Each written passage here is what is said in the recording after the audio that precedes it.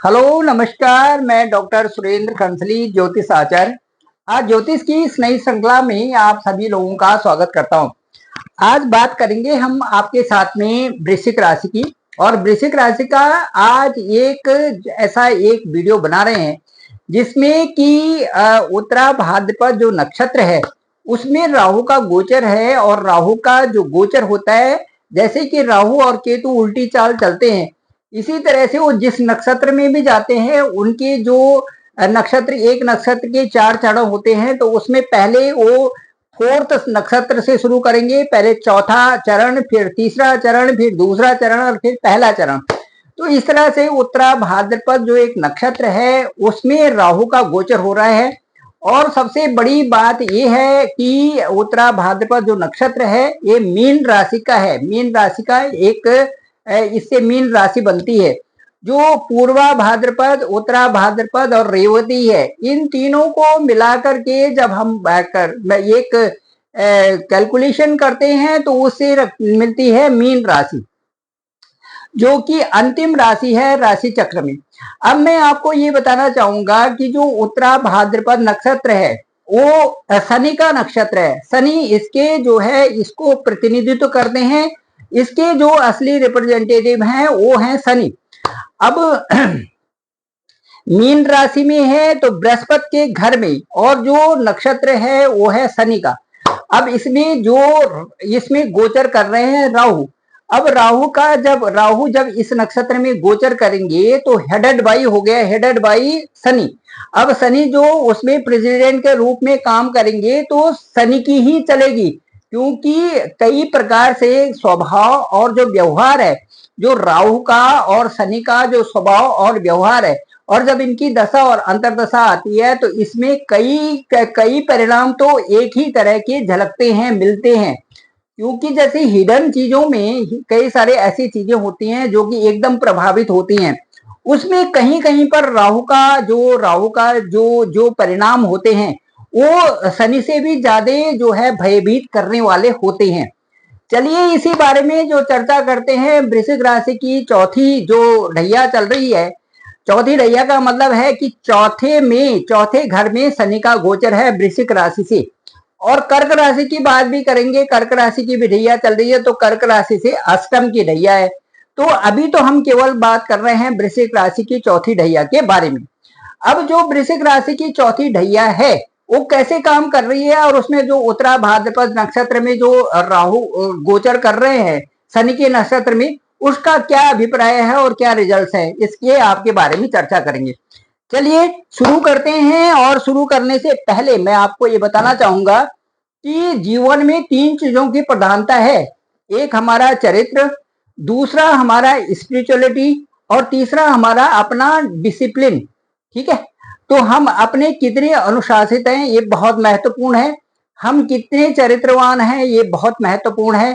और हम कितने आध्यात्मिक हैं ये बहुत महत्वपूर्ण है। क्योंकि जो मनुष्य जीवन की एक परिधि है, इन्हीं 3 चीजों के ऊपर से चलते हुए, और एक जो लास्ट निचोड़ है, जैसे ऐसे करके निचोड़ते हैं तो लास्ट में जो निचोड़ है वो है कि दूसरों की भलाई करते हुए जीवन को यापन करना, और ऐसे बनना कि जो परोपकारी हो सके, दूसरों की सेवा करने वाले हो सके। तो हम तब होंगे जब हम संपन्न भी होंगे और दूसरों को देने लायक भी होंगे। यही आज की ये चर्चा रहेगी। सबसे पहले मैं आपको बताना चाहूंगा कि उत्तरा भाद्रपद जो नक्षत्र है जिसमें कि राहु गोचर कर रहे हैं आपकी राशि से ठीक यहाँ पर है। किसमें है? पंचम भाव में है। और पंचम भाव हमारा क्या है? पूर्व जन्म का है, हमारे विवेक का है, हमारी शिक्षा का है, हम जो करते हैं उसमें हम जो प्लानिंग बनाते हैं उसका है, और कई तरह से संतान का है, सुख का है, शादी का है, प्रेम का है। ये सभी हमें पंचम स्थान से, जो पंचम वृश्चिक राशि से जो पंचम स्थान है, यहाँ पर इन चीजों का पता चलता है। हम आसानी से बता लेते हैं कि भाई इस समय आपकी ये दशा और ये अंतरदशा चल रही है, और इस समय जो कॉम्बिनेशन कहाँ का बन रहा है, इस समय आप कहीं ना कहीं लव अफेयर्स में हैं, ये भी बता देते हैं। और इसके साथ साथ में ये भी बता देते हैं कि भाई आपका इस समय ठीक नहीं चल रहा है, जो वैवाहिक संबंध ठीक नहीं है, ये भी इसी स्थान से बता देते हैं। कई सारी चीजों की प्रेडिक्शन हम पंचम भाव से करते हैं, जो कि एक महत्वपूर्ण हाउस हमारे लिए है।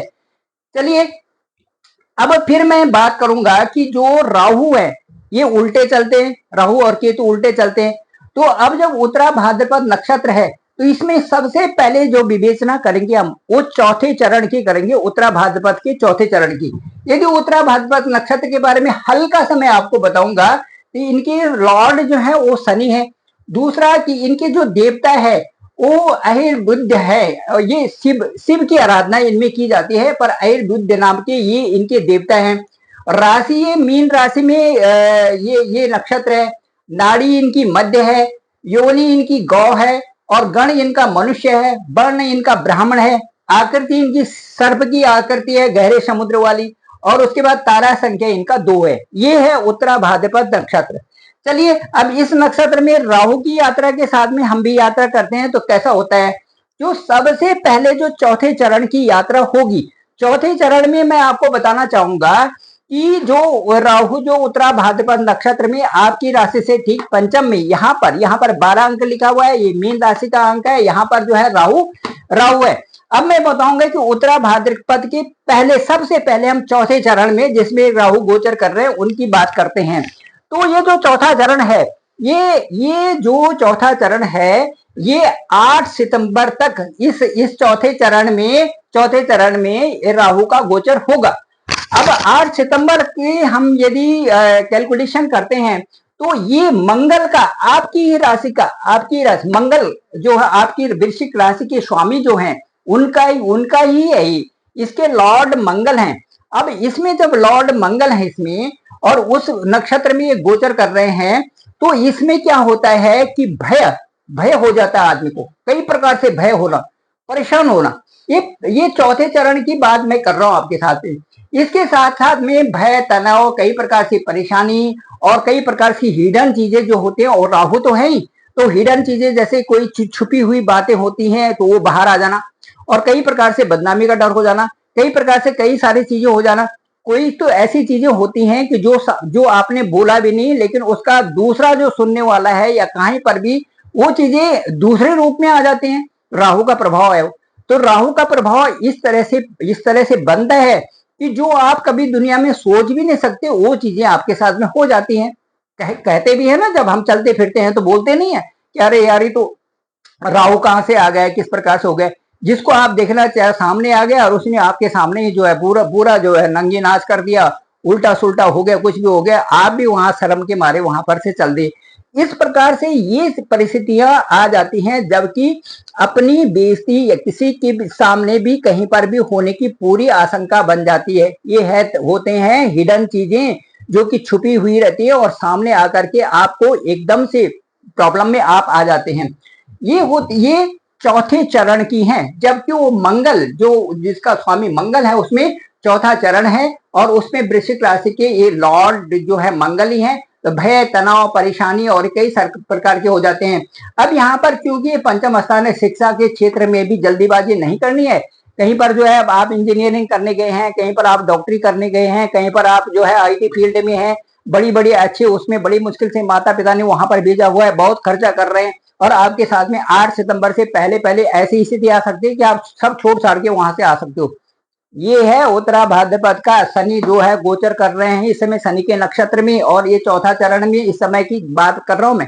ये 8 सितंबर तक कुछ भी आपके साथ में हो सकता है। इसके अलावा जैसे मैंने कहा ये सगाई भी है, शादी भी है, और जो है इसे हम वैवाहिक जीवन भी देखते हैं, पति पत्नी का भी देखते हैं। तो ये सारी चीजों में प्रॉब्लम्स कुछ भी आ सकती है। 8 सितंबर तक का मैं आपको बता रहा हूँ कि 8 सितंबर तक यदि किसी की सगाई है और बीच में ही आपके आर्गुमेंट्स बन रहे हैं, मिसअंडरस्टैंडिंग बन रहे हैं, तो कुछ भी हो सकता है उसमें। और यहाँ तक भी हो सकता है कि वो आप किसी उससे अलग हो जाए, डिटैचमेंट हो जाए, अलग हो जाए, ये स्थिति बन सकती है। विवाह जो वैवाहिक लोग हैं उनमें भी तो उनमें इतना आर्गुमेंट्स हो सकता है, वाद विवाद हो सकता है, डिस्प्यूट्स होता है, कुछ भी हो सकते हैं। ये सारी चीजें इस चौथे चरण में ये होने की पूरी संभावनाएं बनती हैं। इसलिए सभी लोगों से मैं कहना चाहता हूं जो वृश्चिक राशि की है, 8 सितंबर तक बड़ी शांति बनाए रखें और बड़े अच्छे ढंग से रहें, ताकि आप उन चीजों को उस पर पछतावा आपको ना हो, फिर पछतावा उस पर ना हो। मतलब किसी से इतना वाद विवाद नहीं करना, किसी से इतने गुस्से में नहीं बोलना, ये सारी चीजें आपके लिए हैं, वृश्चिक राशि वालों के लिए। चलिए अब बात करते हैं तीसरे चरण की। ये चरण अच्छा होता है। कैसे होता है कि शुक्र के नवांश में होता है और शुक्र इसके देवता होते हैं। तो शुक्र जब होते, शुक्र के नवांश में होगा और 12वें घर का शुक्र आपका है यहाँ पर देखिए 12वें घर में शुक्र है, ठीक वृश्चिक राशि से 12वें घर का यहाँ पर 7 अंक लिखा हुआ है, यहाँ पर शुक्र है। तो ये बड़ी संतुलित एनर्जी, कई प्रकार से ये कह सकते हैं कि जो है एक बुद्धिमान, विद्वान, दानशीलता, मददगार और ये सारी चीजें इसमें आएंगी, संगीत प्रिय, क्रिएशन, ये सारी चीजें ये शुक्र देते हैं। तो ये जो तीसरा चरण होगा, इसी उत्तरा भाद्रपद का तीसरा चरण होगा जिसमें कि राहु गोचर करेंगे। उसका जो समय होगा 8 सितंबर से और 10 नवंबर तक का होगा। 8 सितंबर से और 10 सितंबर तक का, 8 सितंबर से और 10 नवंबर तक का, 10 नवंबर तक का ये समय होगा, जो कि बहुत ही फ्रूटफुल आपके लिए होगा और विशेष लाभ के अवसर इसमें होंगे। इसमें जो प्रेम संबंधों में प्रगाढ़ता आएगी, पति पत्नी का भी यदि कोई डिस्प्यूट चल रहा है वो उसका भी समाधान होगा और यदि कोई जो प्रेम में है, जो लव रिलेशन में है, उनका भी ठीक होगा। और सुख और भोग विलास के ये कारक हैं शुक्र, तो इसमें सारी चीजें होंगी। और इसके साथ साथ में शुक्र के नवांश में क्योंकि है, इसलिए बैलेंसिंग आपकी एनर्जी बनी रहेगी और ये आपको बहुत अच्छे ढंग से प्रोटेक्ट करेगी हर तरह से। लेकिन इसके साथ साथ में मैं ये भी कहूंगा कि जो ये 4 भागों में है, जैसे राहु है तो राहु क्या कहते हैं, किसी का एक्सपोजर कर देते हैं। उसके बाद जैसे शुक्र उसमें है तो शुक्र क्या करेंगे, इसमें आपको जोड़ने की कृपा, जो एक दूसरे से जोड़ेंगे। और इसके साथ साथ में जो उत्तरा भाद्रपद में दिन जो इनके लॉर्ड हैं, वो नवीन क्रिएशन, नई चीजों में नवीनता लाएंगे और कई चीजों को सॉल्व करके आपको देंगे। तो ये बहुत अच्छी चीज रहेगी। लेकिन इसमें भी जो ये शुक्र है इसमें भी कभी ऐसा होता है कि इसमें बदनामी का बहुत डर रहता है। बदनामी किसी प्रकार से हो सकती है क्योंकि इसमें भी वो चीजें जो कि आपने कहीं पर कुछ कर रखी है या आपसे कोई गलती हो रखी है या आप एक मजाकी तौर पर किसी से बात कर रहे हैं, लेकिन वो चीजें इतनी बड़ी बन जाती है, यदि कहीं पर आपने लिख लिया या कहीं पर आपने उस ढंग से बात कर ली या आपने रिकॉर्डिंग कर ली या कुछ ऐसी चीजें हैं, तो वो एकदम से बाहर आने की उनकी भी बनी रहती है। इसी तरह से समय के साथ में उन चीजों से आप दूर रहें और अच्छे जो है स्वभाव में रहें, अच्छे करेक्टर में रहें तो ज्यादा रहेगा। क्योंकि राहु का प्रभाव इस यहां तक भी इस जो तीसरी दशा है, जो कि आपके लिए बहुत अच्छा, जो तीसरा चरण होगा इसका उत्तरा भाद्रपद का, इसमें भी कहीं ना कहीं ये चीजें आ जाती हैं। बाकी ये सारा ठीक है आपके लिए, मिलने के लिए, जोड़ने के लिए, अच्छे काम करने के लिए, आगे बढ़ने के लिए, बुद्धिमता के लिए, विद्वान के लिए, सारी चीजें ठीक है, बाकी सारी चीजें। लेकिन इसमें यही चीजें हैं कि जो थोड़ा सा आपको उस चीज को आपको व्यक्तिगत रख करके या फिर उसको इस तरह से रखें कि उसमें आप उलझे नहीं। अब चलिए अब आते हैं तीसरे चरण के बारे में। अब जो तीसरे चरण हो गया, अब आएंगे दूसरे चरण पे। इस तरह से उल्टा आएगा, चौथा, तीसरा, अब दूसरा चरण। दूसरा चरण जो उत्तरा भाद्रपद का, जिसमें कि राहु का गोचर है, वो 10 नवंबर से और 12 जनवरी 2025 तक होगा। अब 10 नवंबर से 12 जनवरी 2025 तक जब ये होगा तो इसके जो तीसरा चरण है, इसमें कन्या राशि में होगा। देखिए एक कन्या राशि है इसमें। अब कन्या राशि में जब ये नवांश कन्या राशि में पड़ेगा तो नवांश मतलब एक प्रकार का एक्सरे, ये ठीक नवांश इसमें आता है, कन्या राशि में आता है। तो कन्या राशि के अनुसार क्या होगा कि ये आपका कौन सा भाव है, यहाँ से एकादश भाव है, लाभ स्थान है, इनकम का स्थान है ये। तो इनकम का स्थान क्या है, इसका मतलब आपको धन की प्राप्ति होगी, आपको कारोबार में वृद्धि होगी, आपकी इच्छाओं की पूर्ति होगी, आपके प्रेम संबंध अच्छे होंगे, आपके पार्टनर से आपकी अच्छी बनेगी, शिक्षा के क्षेत्र में आप अच्छे रहेंगे और आपकी हेल्थ अच्छी रहेगी, शादी ब्याह का योग बनेगा। और इस प्रकार से ये एक बहुत अच्छा एक संपुट आपका बन रहा है, ये अच्छी एक स्थिति इसमें आ रही है।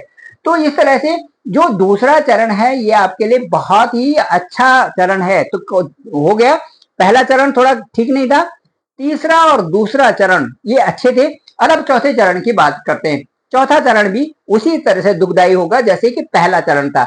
उत्तरा भाद्रपद का जो चौथा चरण है ये आपके लिए 12 जनवरी से और 16 मार्च तक, जो ये पहला चरण है वो ये होगा 12 जनवरी से और 16 मार्च तक होगा उत्तरा भाद्रपद का पहला चरण। और इसके जो देवता हैं वो सूर्य है, सूर्य इसके देवता है। ये देखिए यहाँ पर 5 अंक है, सूर्य इसके देवता है, आपकी राशि से दशम है, तो दशम के नवांश में, सूर्य के नवांश में होगा। सूर्य आपकी जो ये यहाँ से दशम स्थिति में है, तो मुख्य रूप से आपके कर्मशीलता आप इसमें रहेगी और आप जो एक डोमिनेटिंग नेचर के होंगे, डिसिप्लिन भी होगा, सारी चीजें होंगी। लेकिन राहु क्या इस अवधि में जरूरत से ज्यादा एग्रेशन आ जाता है, क्योंकि यहाँ पर सब कुछ आते हुए अपने में डोमिनेटिंग नेचर आ जाती है, तो उसमें एग्रेशन आता है और कई प्रकार से वाद विवाद होने की संभावना बनती है। तो इसलिए ये जो स्थान है, ये कर्म क्षेत्र है, तो अपने बॉस से न लड़े और जो लोग जो खुद ही जो अधिकारी वर्ग हैं, उनके अधीनस्थ जो लोग हैं, उनके साथ में भी किसी प्रकार के वाद विवाद न करें, नहीं तो वो चीज बढ़ सकती है और कई भी प्रॉब्लम्स ये क्रिएट कर सकती है। तो ये था उत्तरा भाद्रपद का पहला चरण। और इसमें और भी दूसरी चीज ध्यान रखने की होती है कि अपने से बड़ों और पिता के साथ में अच्छा संबंध रखना चाहिए, कोई झगड़ा ना हो, तो ये ज्यादा अच्छी बात होती है। इसके साथ साथ में मैं ये कहूंगा कि मान सम्मान का बहुत ध्यान इसमें रखना पड़ता है, क्योंकि ये उत्तरा भाद्रपद का जो है ये चरण होगा पहला चरण। तो ये पहला चरण है। उसके बाद ये वाला दूसरी जो नवांश, जो सूर्य के नवांश में ये था आपका पहला चरण। ये जो आपका कन्या राशि के नवांश में जो था, ये था आपका तीसरा चरण। और ये था आपका दूसरा चरण जो शुक्र के नवांश में था। ये आपके लिए बहुत ही फ्रूटफुल था, शुक्र के नवांश वाला, और ये जो है बुध के नवांश वाला। इन दोनों में आपके लिए काफी कुछ इन दोनों नवांश में, और इन दोनों का जो पीरियड है मैंने आपको बताया था कि 10 नवंबर से और 12 जनवरी तक का जो ये पीरियड है, ये भी बहुत अच्छा है। और उसके बाद जो दूसरा जो नवांश था, जो तीसरा नवांश था, उसमें मैंने बताया कि 8 सितंबर से और 10 नवंबर तक का। यहाँ पर ये है 8 सितंबर से और 10 नवंबर तक का। एक तो ये है, ये नवंबर तक का है, 8 सितंबर से 10 नवंबर तक का है। और जो ये है, ये इसमें मैंने कहा कि ये जो होगा ये आपका 10 नवंबर से और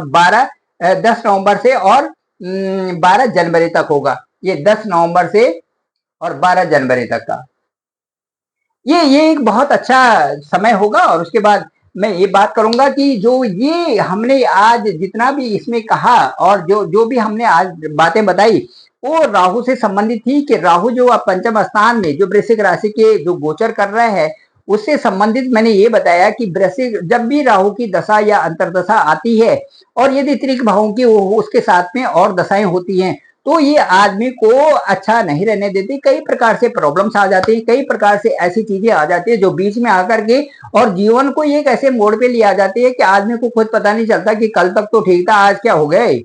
इस प्रकार की स्थितियां इसमें आ जाती हैं। तो इस समय उत्तरा भाद्रपद के नक्षत्र में राहु का गोचर हो रहा है। उत्तरा भाद्रपद जो है शनि का नक्षत्र है। शनि के नक्षत्र में 4 चरण है। 4 चरण में जब उल्टा चलेंगे तो पहले चतुर्थ चरण आएगा, ये आपके लिए ठीक नहीं है, जिसको मैंने बताया कि 8 सितंबर तक आपने अपने को ठीक रखना है।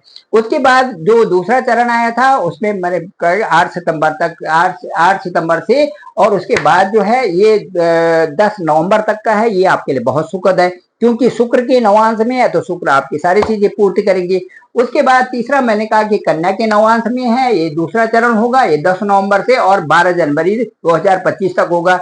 ये भी बड़ा खूबसूरत है। और उसके बाद जो लास्ट चरण होगा वो उसके बारे में मैं कहा 12 जनवरी से और 16 मार्च तक होगा। इस समय भी आपको बहुत ध्यान रखना है, किसी से लड़ना झगड़ना नहीं है। Thank you very much. मैं डॉक्टर सुरेंद्र प्रसाद खंसली, ज्योतिष आचार्य, और डिस्क्रिप्शन पे मेरा नंबर है 9868280191। आप मुझे डायरेक्ट कॉल भी कर सकते हैं। केवल वही लोग करें जो कि बहुत आवश्यकता जिनको है, और मैं कोशिश करता हूं कि आप लोगों को बताऊं और आपकी जो कुंडली है, जो जन्म कुंडली है, उसको देखता हूं कि जन्म कुंडली में आपकी क्या वही दशा तो नहीं है जो जन्म के समय थी। तो जन्म के समय में यदि आप बहुत दुखी थे, कई प्रकार से आपको परेशानी थी जन्म के समय में, तो उन्हीं परेशानियों को ढूंढते हुए मैं आज भी देखता हूं कि आज इस समय भी तो वही परेशानी तो नहीं आ रखी, फिर वही मैं लिख के दे देता हूं आपको कि इस तरह से इस परेशानी आ रखी है और इसका समाधान ये है। तो वही समाधान तकरीबन मुझे लगता है कि प्रभु के ब्लेसिंग से कई कई लोगों का मुझे ये आता है, आज तक कोई भी ऐसा नहीं हुआ जो कि संतोष ज्यादा करके लोगों ने यही कहा कि गुरुजी ठीक है। तो उसमें जो है इस तरह का कैलकुलेशन करके मैं एक ब्रीफ दो पेज का आपको दे देता हूं, और उसमें मुझे लगता है कि वो एक काफी काफी हद तक संतोषप्रद हो जाता है। और मैं आशा करता हूं कि मेरे इस वीडियो को आप जरूर लाइक भी करें, कमेंट्स जरूर करें और दूसरे लोगों तक जरूर भेजें ताकि सबको इसकी जानकारी मिल सके। Thank you very much. आप सभी लोगों का बहुत बहुत धन्यवाद और आप सभी लोगों का हृदय से आभार।